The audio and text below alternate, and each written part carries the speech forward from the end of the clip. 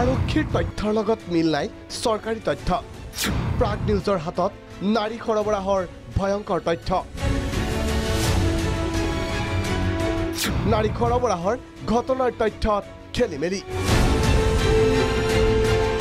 বিগত 9টা মাহত 178টা নাৰী সৰবৰাহৰ ঘটনা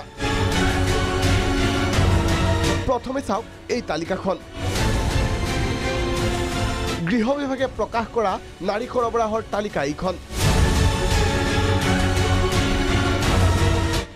এই তালিকাখনত বিগত জানুৱাৰীৰ পৰা ছেপ্টেম্বৰলৈ ধুবুৰী জিলাত নাৰী সৰবৰাহৰ ঘটনা শূন্য বুলি প্ৰকাশ কৰিছে গৃহ বিভাগে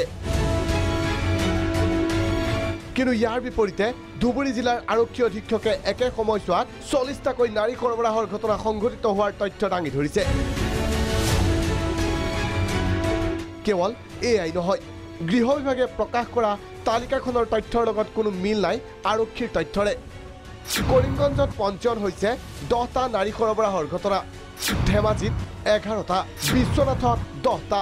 গোলাঘাট 10টা যোৰহাট 10টা উত্তৰ লখিমপুৰত 13টা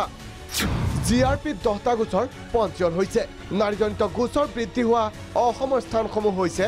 শিলচৰত 29টা শোণিতপুৰত 28টা কোকৰাঝাৰ হোজাইত 17টাকৈ গোচৰ পঞ্জীয়ন হৈছে থানাসমূহত কিন্তু ইয়াৰ বিপৰীতে সেইসমূহ স্থানৰ আৰক্ষী অধীক্ষকে দিয়া তথ্যত অধিকাংশৰে শূন্য দেখুৱাইছে প্ৰশ্ন হয় কিয় এই ভয়ংকৰ খেলিমেলি কিয় আৰক্ষীয়ে লুকুৱাব বিচাৰিছে এই তথ্য আৰক্ষীয়ে ব্যৰ্থতা থাকিবলৈ এই তথ্য দাঙি ধৰিছে নেকি ভিডিঅ' জাৰ্নেলিষ্ট সৌৰভ দেৰ কজগত বিনয় কলিতা প্ৰাগ নিউজ গুৱাহাটী